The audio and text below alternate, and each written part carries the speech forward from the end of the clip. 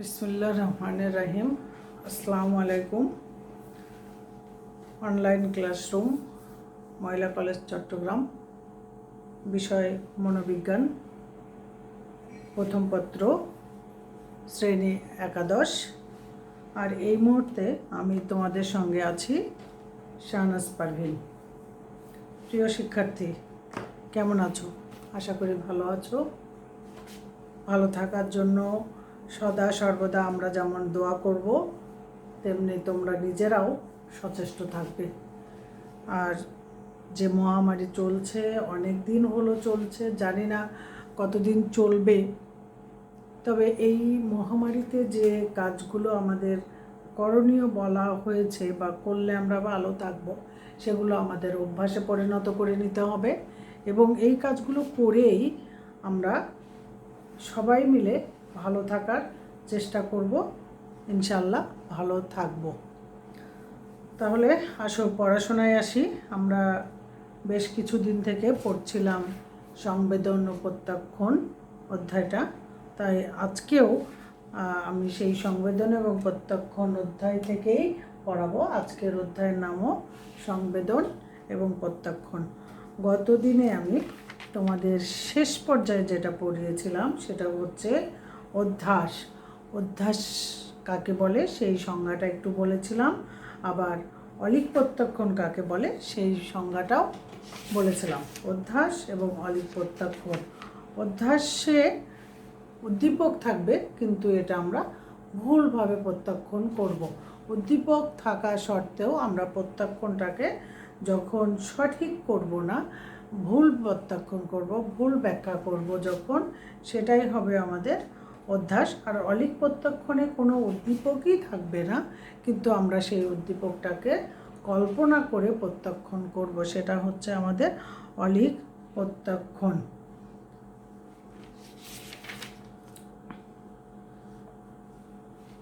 আজকে আমরা আরেকটি বিষয় নিয়ে আলোচনা করব। বিষয়টি আমাদের সবসময় পড়াশোনার সঙ্গে সংশ্লিষ্ট, আমরা তোমাদের বলে থাকি, এবং আমরা সবসময় এমনিও স্বাভাবিকভাবে কথা বলতে গেলেও অনেক সময় আমরা বলে থাকি। এই যে এখন ক্লাস করছি, আমি ক্লাস নিচ্ছি, তোমরা সরাসরি আমার সঙ্গে উপস্থিত না থাকলেও তোমরা আমাকে দেখছো, আমি তোমাদের দেখছি না, স্পর্শ করতে পারছি না, কিন্তু আমরা মানসিকভাবে একে অপরের সঙ্গে আছি। এই যে আছি, তারপরে আমার ক্লাসটা আমি বলছি, তোমরা শুনছো। এই সময় দেখো, আমি ক্লাস নিচ্ছি, তোমরা মোবাইলে ক্লাসটা শুনছো, দেখছো, কিন্তু এই ক্লাস শুনছো, দেখছো, আমার কথা ছাড়াও আরও অনেক অনেক শব্দ এই মুহূর্তে তোমাদের কাছে আছে। অনেক শব্দর ভিতর থেকে, অনেক কিছুর ভিতর থেকে, অনেক শব্দ, অনেক গান, অনেক কিছু থেকে তোমরা শুধুমাত্র আমার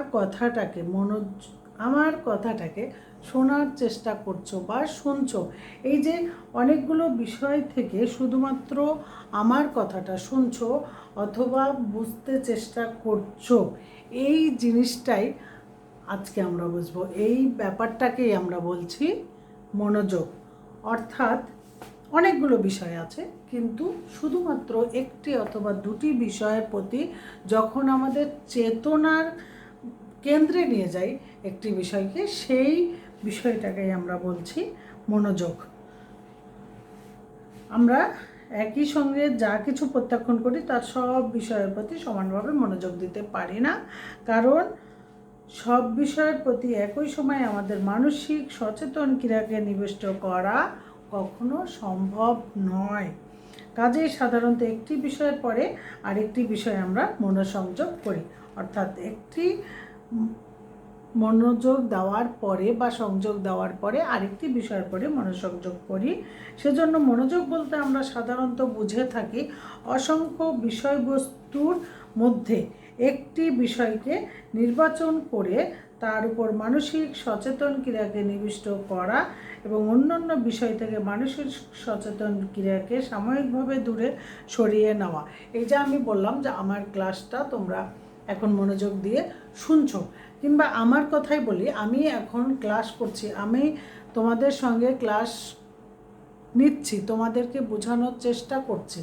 এখন আমার একমাত্র মনোযোগ কেন্দ্রের ভিতর। এই সময় কিন্তু আমার আশেপাশে শব্দ হচ্ছে, স্বাভাবিকভাবে কোনো কিছু বন্ধ নাই, কিন্তু আমি চেষ্টা করেছি তোমাদের ক্লাস নেওয়ার জন্য, আমি চেষ্টা করেছি একটা নির্দিষ্ট জায়গায় এসে যেন অন্য শব্দটা না থাকে, তোমরা শুধুমাত্র আমার শব্দ শুনতে পাও। এই যে চেষ্টাগুলো করেছি, এগুলো হচ্ছে তোমাদের এই পড়ানোর জন্য, আমার মনোযোগটা আনার জন্য, যে আমি যেন তোমাদেরকে দিতে পারি এই বিষয়গুলো। দেখো, সবগুলোর ভিতর থেকে শুধুমাত্র আমার কথা যখন তোমাদের চেতনার কেন্দ্রে নিচ্ছ, সেই বিষয়টাই হচ্ছে আমাদের মনোযোগ। সুতরাং মনোযোগ বলতে আমরা যদি বলি, মনোযোগ হলো সেই মানসিক প্রক্রিয়া যার দ্বারা চেতনার ক্ষেত্রটিকে সংকুচিত, চেতনার বা বোধের যে ক্ষেত্র বা জায়গা, আমাদের বোধের যে জায়গাটুকু, সেই জায়গাটুকু সংকুচিত করে একটিমাত্র বিষয়বস্তুতে মানসিক সচেতন ক্রিয়াকে নিবিষ্ট করা হয়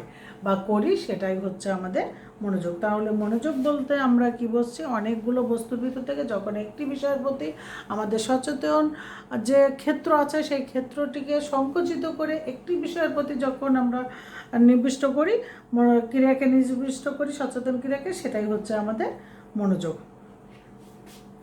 মনোযোগ হলো প্রত্যক্ষণের পূর্ববর্তী ঘটনা। প্রত্যক্ষণের সুনির্দিষ্ট দৃষ্টিভঙ্গি থেকে বলা যায় যে মনোযোগ হলো একটি প্রাক প্রত্যক্ষণীয় মনোভাব, একটি প্রত্যাশা এবং পুঙ্খানুপুঙ্খ রূপ অনুসন্ধানের প্রতিক্রিয়া এবং একটি পূর্ব অনুমিত প্রত্যক্ষণের সমন্বয়।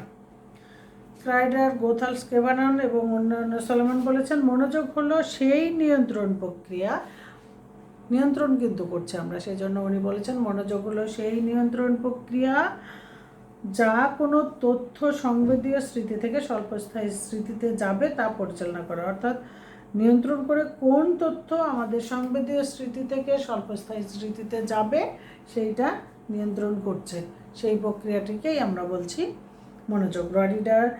রডিজার, রাস্টন এবং কেপাল্ডি বলেছেন, মনোযোগকে প্রত্যক্ষণের কেন্দ্রীভূতকরণ হিসাবে সংজ্ঞায়িত করা যায়। মনোযোগকে প্রত্যক্ষণের কেন্দ্রীভূতকরণ হিসাবে সংজ্ঞায়িত করা যেতে পারে, যা একটি সীমিত সংখ্যক উদ্দীপককে ব্যাপকতর সচেতনতার দিকে পরিচালিত করে। সীমিত সংখ্যক উদ্দীপক, অর্থাৎ একটা নির্দিষ্ট উদ্দীপককে ব্যাপকভাবে জানা হয়। ম্যাকমোহন বলেছেন, মনোযোগ বলতে উপস্থাপিত বিষয়বস্তুর উপর, অর্থাৎ যে বিষয়বস্তুটি উপস্থাপিত করা হচ্ছে সেই বিষয়বস্তুর প্রতি দৃষ্টি কেন্দ্রীভূত করাকে বোঝায়। মর্গান কিং এবং স্কোপলার বলেছেন, মনোযোগ হলো প্রত্যক্ষণ প্রক্রিয়ার একটি ঘটনা যা কোনো নির্দিষ্ট সময়ে, একটি ঘটনা যেটি একটু নির্দিষ্ট সময়ে আমাদের সচেতন অভিজ্ঞতা বা সতর্কতার অন্তর্ভুক্ত করার জন্য কোনো তথ্যকে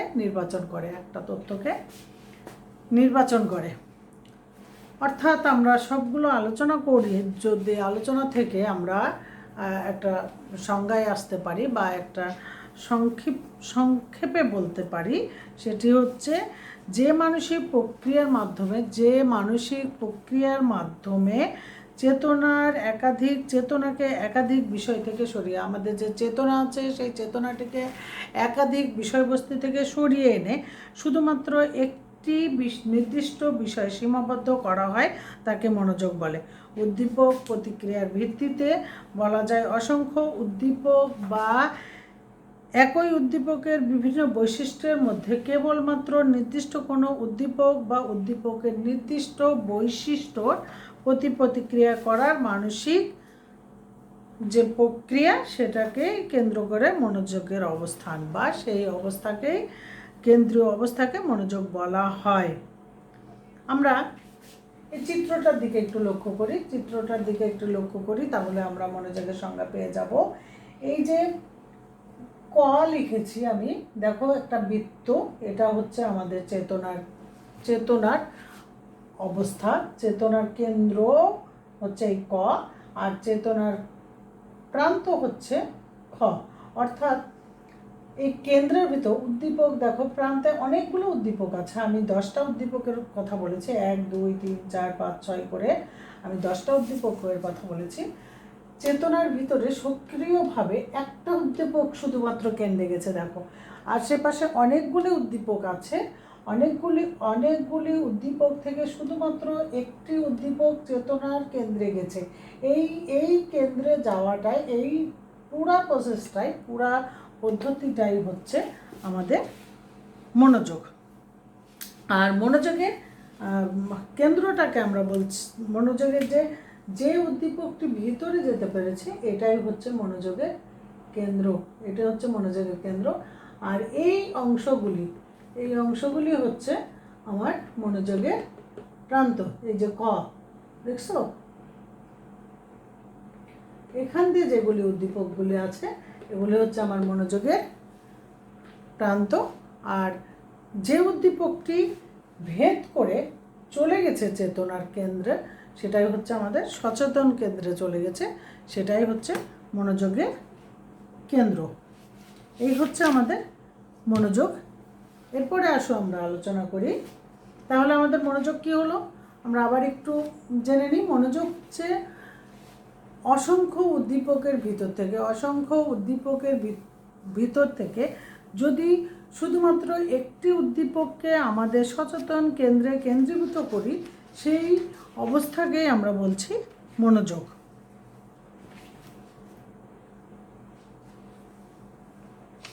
অর্থাৎ যে মানসিক প্রক্রিয়ায় চেতনার একাধিক বিষয় বা উদ্দীপক থেকে চেতনাকে সরিয়ে শুধুমাত্র একটি বিষয়ের প্রতি সীমাবদ্ধ করা হয়, তাকে বলা হয় মনোযোগ।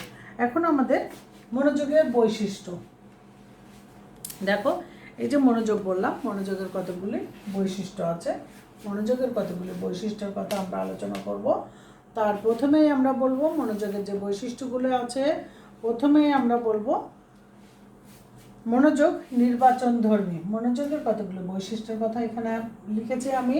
মনোযোগের বৈশিষ্ট্য প্রথমটা হচ্ছে নির্বাচনধর্মী, দ্বিতীয়টা ইতিবাচক এবং নেতিবাচক, তৃতীয়টা পরিবর্তনশীল, 4 নম্বর ক্ষেত্র সীমিত, 5 নম্বর ইচ্ছামূলক প্রক্রিয়া, 6 উপযোজনমূলক প্রক্রিয়া, 7 দোদুল্যমানতা থাকে, 8 সংবেদীয় হ্রাসবৃদ্ধি, 9 সুস্পষ্ট চেতনার কেন্দ্র, 10 মনোযোগের ব্যাহতি এবং 11 মনোযোগের কেন্দ্র ও প্রান্ত।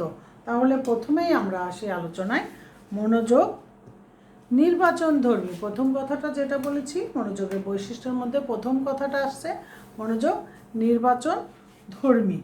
নির্বাচনধর্মী প্রথম যে মনোযোগের সংজ্ঞা আমরা বললাম সেখানেই পেয়ে যাচ্ছি মনোযোগ নির্বাচনধর্মী। আমরা যে বিষয়ের প্রতি মনোযোগ স্থাপন করি তা নির্বাচন করেই করে থাকি।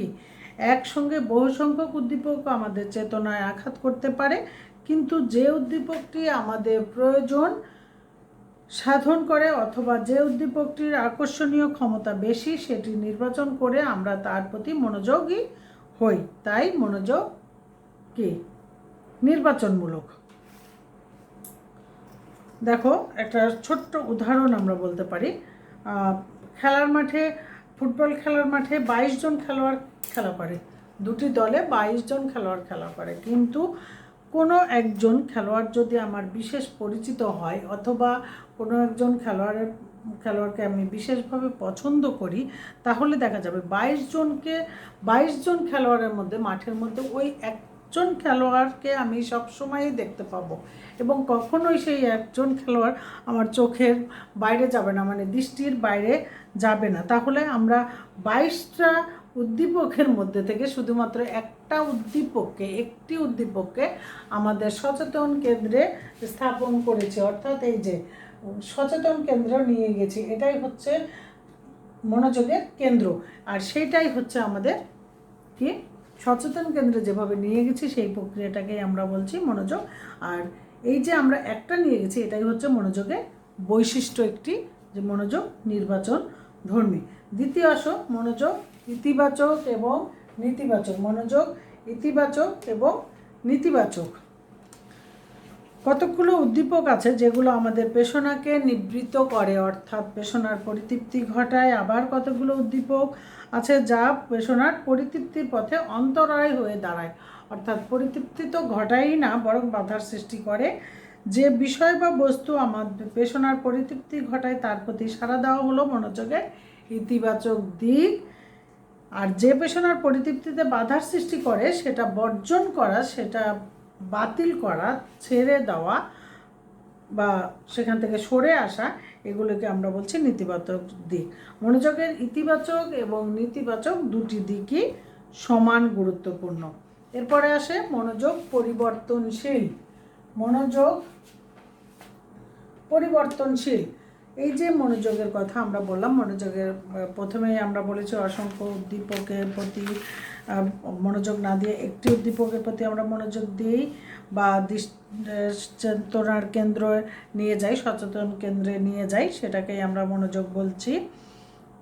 একই সঙ্গে আমাদের একটা উদ্দীপককে আমরা সচেতন কেন্দ্রে নিয়ে যাচ্ছি, কিন্তু একই সঙ্গে একাধিক না, অসংখ্য উদ্দীপক আমাদের চেতনায় কাজ করতে চাই, কিন্তু আমরা শুধুমাত্র একটি উদ্দীপককে নিয়ে যাই এবং এই উদ্দীপককে আমরা বেশিক্ষণ রাখতে পারি না, আর একটা উদ্দীপকে চলে যাই। যদি এরকম না হয় তাহলে কিন্তু আমরা ওই এক জায়গাতেই থেকে যাব, আমাদের সময় পরিবর্তন হবে না এবং আমরা শিখবও না কিছু।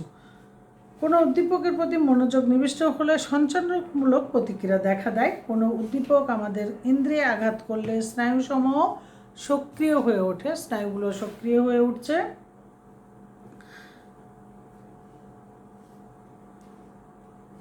এবং তথ্যসমূহ মস্তিষ্কে নিয়ে যায়। মস্তিষ্কের স্নায়ুসমূহ সক্রিয় হয়ে ওঠে এবং করণীয় কাজ সম্পর্কে সিদ্ধান্ত দিলে তা আবার কি হচ্ছে, আমাদের প্রান্তে প্রেরিত হয়। তখন আমরা ওই উদ্দীপকের প্রতি প্রতিক্রিয়া করে থাকি, অর্থাৎ কোনো বিষয়ের প্রতি মনোযোগী হলে শরীর অভ্যন্তরের স্নায়বিক প্রক্রিয়ার পরিবর্তন ঘটে, পরিবর্তন ঘটে। আবার মনোযোগ প্রতিনিয়তই পরিবর্তন হচ্ছে, এই পরিবর্তনটা প্রতিনিয়ত হচ্ছে। 1 সেকেন্ডের কম সময়ের থেকে আমরা 15 থেকে 20 সেকেন্ড সময়ের মধ্যে মনোযোগ এক বস্তু থেকে অন্য বস্তুতে স্থানান্তরিত হয়। এই যে আমি প্রত্যেকটা কথা বলছি, প্রত্যেকটা একটা কথাতেই যদি তোমরা বা আমরা কেন্দ্রীভূত থাকি তাহলে তো আমরা অন্য কথা শিখবো না, অন্য কথায় যাব না। সুতরাং মনোযোগ কিন্তু তা নয়, মনোযোগ সারাক্ষণ পরিবর্তন হচ্ছে। আমার কথা যখন আর একটা আসছে ঠিক সেই সময়ই তোমার মনোযোগের যে উদ্দীপক, সেই উদ্দীপকটা পরিবর্তন হচ্ছে। মনোযোগ খুব দ্রুত পরিবর্তিত হয়। উদাহরণস্বরূপ ফুটবল খেলার মাঠের কথা ধরা যাক। খেলা চলাকালীন সময়ে ফুটবল পায়ে পায়ে মাঠের এক প্রান্ত থেকে অন্য প্রান্ত চলে যায়। আমাদের মনোযোগও মাঠের সাদা ফুটবলকে কেন্দ্র করে আবর্তিত হয়। একজনের পা থেকে অন্যজনের পায়ে মাঠের এক প্রান্ত থেকে অন্য প্রান্তে, আবার গোল হয়ে গেলে করতালিত মুখরিত জনতার দিকে মনোযোগ চলে যায়। এজন্যই বলা হয় মনোযোগ সদা পরিবর্তনশীল, অর্থাৎ সব সময় মনোযোগ পরিবর্তিত হচ্ছে। এরপরে আসো আমরা 4 নম্বর যে বৈশিষ্ট্য, সেটা হচ্ছে ক্ষেত্র সীমিত। মনোযোগের ক্ষেত্রটা সীমিত, মনোযোগের ক্ষেত্র সীমিত। আমরা একটু আগে বলেছি অসংখ্য উদ্দীপকের ভিতর থেকে দেখো কেন্দ্রে যে উদ্দীপকটা গেছে সেই উদ্দীপকের প্রতি মনোযোগ দিয়েছি, তাহলে আমাদের চেতনার যে প্রান্ত সেটা কিন্তু সেটি কিন্তু অনেক বড়, কিন্তু যে কেন্দ্রটা কিন্তু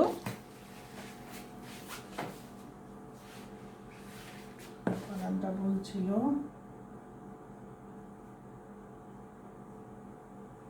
প্রান্ত।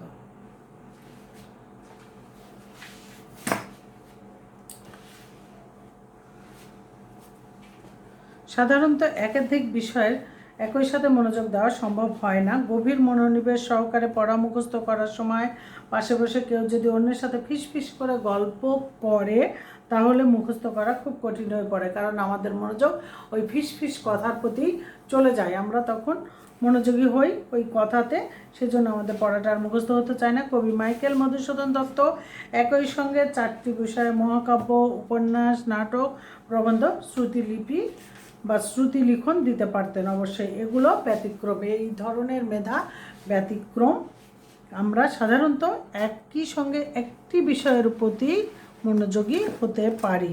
এরপরের বৈশিষ্ট্যটি হচ্ছে ইচ্ছামূলক প্রক্রিয়া। 5 নম্বর বৈশিষ্ট্যটি হচ্ছে ইচ্ছামূলক প্রক্রিয়া। একই সঙ্গে শত শত উদ্দীপক আমাদের ইন্দ্রিয়কে উত্তেজিত করে, কিন্তু সব উদ্দীপকগুলো চেতনার কেন্দ্রবিন্দুতে পৌঁছাতে পারে না। সেই উদ্দীপকটি আমাদের সচেতন অভিজ্ঞতায় পৌঁছাতে সক্ষম হয়, যেটি আমাদের পেশনাকে পরিতৃপ্তি দিবে, যেটির প্রতি আমাদের ইচ্ছা প্রকাশ পায়। অর্থাৎ যে বিষয়টির প্রতি আমরা মনোযোগ দিতে চাই, অন্যান্য বিষয় বাদ দিয়ে সেই বিষয়টিকেই আমরা প্রত্যক্ষণ করি, অন্যান্য বিষয়কে বাদ দিয়ে সেই বিষয়টিকেই আমরা প্রত্যক্ষণ করি। এটি হচ্ছে মনোযোগের ইচ্ছামূলক প্রক্রিয়া। এরপরে 6 নম্বর আসো উপযোজনমূলক প্রক্রিয়া। 6 নম্বর উপযোজনমূলক প্রক্রিয়া। 6 নম্বরে আমরা যদি বলি তাহলে 6 নম্বর বৈশিষ্ট্য হচ্ছে উপযোজনমূলক প্রক্রিয়া। মনোযোগ সবসময় শুধুমাত্র একটি বিষয়ের প্রতি নিবদ্ধ থাকে না। মনোযোগ দ্রুত এক বিষয় থেকে অন্য বিষয়ের প্রতি স্থানান্তরিত হয়। তার অর্থ এই যে বিষয় বা পরিবেশ পরিবর্তনের সাথে সাথে নতুন বিষয় বা পরিবেশের সাথে উপযোজন বা সঙ্গতি বিধান করছে। মনোযোগ পরিবর্তনের মাধ্যমে এমনিভাবে নতুন বিষয়ের উপযোজন ঘটছে। এরপরে আসো দোদুল্যমানতা। অর্থাৎ মনোযোগের অপর একটি প্রধান বৈশিষ্ট্য হলো মনোযোগের দোদুল্যমানতা, অর্থাৎ অস্থিরতা। আমরা কোনো একটি বিষয়ের প্রতি বেশিক্ষণ মনোনিবেশ করতে পারি না। এই দোদুল্যমানতার কারণে মুহূর্তে মুহূর্তে আমাদের মনোযোগের পরিবর্তন বা ক্ষেত্র পরিবর্তিত হচ্ছে। এরপরে আসো সংবেদীয় হ্রাস বৃদ্ধি। সংবেদনের হ্রাস বৃদ্ধি। সংবেদনের মাত্রা যখন খুব ক্ষীণ হয় তখন তা একবার সংবেদনে ধরা পড়ে, আবার আর একবার পড়ে না। যখন সংবেদনের মাত্রা খুব ক্ষীণ হয় তখন একবার ধরা পড়ে, আর একবার ধরা পড়ে না। এরকম যদি হয়, সংবেদীয় হ্রাস বৃদ্ধির মনোযোগের ক্ষেত্র এক গুরুত্বপূর্ণ বিষয়। একটি দেওয়াল ঘড়ির কান থেকে এমন দূরত্বে রাখা হলো যেন ঘড়ির টিকটিক শব্দ খুব ক্ষীণভাবে কানে এসে পৌঁছায়। টিকটিক শব্দ এত ক্ষীণ যে একবার মনে হবে শব্দ হচ্ছে, আবার মনে হবে শব্দ হচ্ছে না। এই ঘটনাটি মনোযোগের হ্রাস বৃদ্ধি নামে পরিচিত। অর্থাৎ ঘড়িটি এমন দূরত্বে রাখা হলো যে ঘড়ির শব্দটা, টিকটিক শব্দটা শুনতে পাচ্ছি, কিন্তু তুমি সেই দূরত্বে রেখেই কিছুক্ষণ 5 মিনিট, 10 মিনিট, 15 মিনিট থাকো, মনে হবে তুমি একবার ঘড়িটার শব্দ শুনতে পাচ্ছ, টিক শব্দ, আর একবার শুনতে পাচ্ছ না। তাহলে দেখো, দূরত্ব ঠিকই আছে, তুমিও ঠিক জায়গায় আছো, ঘড়ি ঠিক শব্দটাই করছে, কিন্তু তুমি একবার শুনতে পাচ্ছ আর একবার শুনতে পাচ্ছ না। অর্থাৎ তোমার মনোযোগ একবার হ্রাস পাচ্ছে আর একবার বৃদ্ধি পাচ্ছে। এরপরে আসো সুস্পষ্ট চেতনার কেন্দ্র। বিশেষ কোনো বস্তু বা ঘটনা পর্যবেক্ষণের ক্ষেত্রে মনোযোগ আমাদের যথেষ্ট সাহায্য করে। মনোযোগের কল্যাণে বাছাইকৃত বস্তু বা ঘটনা সুস্পষ্ট চেতনার আলোকে উদ্ভাসিত হয়ে ওঠে বলে আমরা তা প্রত্যক্ষণ করতে পারি। তাই মনোযোগকে সুস্পষ্ট চেতনার কেন্দ্র বলে আখ্যায়িত করা যায়। অর্থাৎ যেখানে মনোযোগ থাকে সেখানে চেতনাটা সুস্পষ্ট থাকে, অর্থাৎ সেই বিষয়টা আমরা সঠিকভাবে ব্যাখ্যা করতে পারবো। এজন্যই আমরা যখন ক্লাসে আসি, ক্লাস করাই বা পড়তে বসাই অথবা কাউকে কোনো কিছু শেখাতে চাই, তখন কিন্তু আমরা প্রথমেই বলি মনোযোগী হও, মনোযোগ দাও। অর্থাৎ যদি মনোযোগী হয় অথবা মনোযোগ দেয়, তাহলে কী হবে, চেতনার যে কেন্দ্রটা আছে সেখানে সুস্পষ্ট ওই বিষয়ের প্রতিচ্ছবি হবে। সেই বিষয় সম্পর্কে যখন সুস্পষ্ট প্রতিচ্ছবি বা ছবি পড়বে, তখন সেই বিষয়টা তুমি পরবর্তীতে ব্যাখ্যা করতে পারবে, কারণ তোমার নিজের কাছে ওই বিষয়টা সুস্পষ্ট। সেই জন্য মনোযোগের যে কেন্দ্র আছে, সেই চেতনার কেন্দ্র আছে, সেটাকে আমরা বলছি মনোযোগের সুস্পষ্ট চেতনার কেন্দ্র। এরপরে আসো মনোযোগের ব্যাহতি। মনোযোগ সহকারে কোনো কাজ করার সময় মনোযোগের ব্যাহতি ঘটতে পারে, অর্থাৎ মনোযোগ বিঘ্ন ঘটতে পারে, বিচ্ছিন্ন হয়ে যেতে পারে। এটিও একটি সাধারণ ঘটনা। কোনো ব্যক্তি একটি নির্দিষ্ট কাজ মনোযোগ সহকারে করছিল, এমন সময় কিছু বাহ্যিক উদ্দীপক আর উক্ত কাজে বিঘ্ন সৃষ্টি করলো, অর্থাৎ বাহ্যিক উদ্দীপক সমূহ তার মনোযোগে বিঘ্ন সৃষ্টি করেছে। বাহ্যিক উদ্দীপক যদি বেশি তীব্র হয় তাহলে কাজটি কম বেশি ক্ষতিগ্রস্ত হবে। দেখো, আমি তোমাদের ক্লাস নিচ্ছি, তুমি যদি এই সময় ক্লাস দেখছো, কোনো শব্দ হয়তো আছে, বাইরে কাক ডাকছে, বাসায় অন্যেরা কাজ করছে, অন্যেরা কথা বলছে, সব কিছু বন্ধ করে তো তুমি আর ক্লাস দেখতে পারছো না কিংবা ক্লাসে বসে নাই। হয়তো তোমার রুমে তুমি আছো, অন্য রুমে শব্দ হচ্ছে, কিন্তু যদি এমন হয় যে হঠাৎই মেঘ ভীষণ জোরে বিদ্যুৎ চমকালো এবং শব্দ হলো, তাহলে কি তোমার মনোযোগ ব্যাহত হবে না? অথবা বাইরে অন্যরা ঝগড়া লাগিয়ে দিয়েছে, কিংবা কেউ মারামারি করছে, কিংবা কেউ পড়ে গেছে, কোনো বাচ্চা পড়ে গেছে, জোরে চিৎকার করে উঠছে, তাহলে কি তোমার মনোযোগ ব্যাহত হবে না? এই বিষয়টাকেই আমরা বলছি, মনোযোগের বিঘ্ন ঘটাটাকেই আমরা বলছি মনোযোগের ব্যাহতি। এরপরে আসো মনোযোগের প্রান্ত এবং কেন্দ্র। মনোযোগের কেন্দ্র এবং প্রান্ত। মনোযোগের কেন্দ্র এবং প্রান্ত। মনোযোগের প্রান্ত ও কেন্দ্র রয়েছে। বহু সংখ্যক উদ্দীপক একসঙ্গে আমাদের ইন্দ্রিয়ে আঘাত করে। অনেক উদ্দীপক আমাদের একই সঙ্গে আমাদের ইন্দ্রিয়ে আঘাত করে। আমরা দুই একটি উদ্দীপকের প্রতি মনোযোগ স্থাপন করি। যে বস্তুটি আমাদের মনোযোগ আকর্ষণ করে সেটির অবস্থান মনোযোগের কেন্দ্রে। অর্থাৎ যে বস্তুটি আমাদের মনোযোগ আকর্ষণ করছে, অথবা যদি উল্টিয়ে বলি, যে উদ্দীপকটি আমাদের মনোযোগের কেন্দ্রে যেতে পেরেছে সেটি হচ্ছে মনোযোগ কেড়ে নিতে পেরেছে, সেটি হচ্ছে আমাদের মনোযোগের কেন্দ্র। আর যে বস্তুটি আমাদের অবশিষ্ট সকল উদ্দীপকের অবস্থান মনোযোগের প্রান্তে। মনোযোগের প্রান্তের উদ্দীপকের প্রতি আমরা মনোযোগ দেই না। দূরবর্তী প্রান্তে অবস্থিত উদ্দীপক সময়ে আমরা মোটেই সচেতন নই, অর্থাৎ দূরের বিষয়ের প্রতি আমরা সচেতন নই, কাছে এবং সুস্পষ্ট বিষয়গুলির প্রতি আমরা মনোযোগী। প্রিয় শিক্ষার্থী, আশা করি আজকে আমি যতটুকু বোঝানোর চেষ্টা করেছি তোমরা বুঝতে পেরেছ। যদি বুঝতে না পারো, বরাবরের মতো বা সব সময়ের মতো আমি আবারও বলবো, তোমরা আমাকে অবশ্যই নক করবে, আমাকে প্রশ্ন করবে, আমাকে ফোন করবে।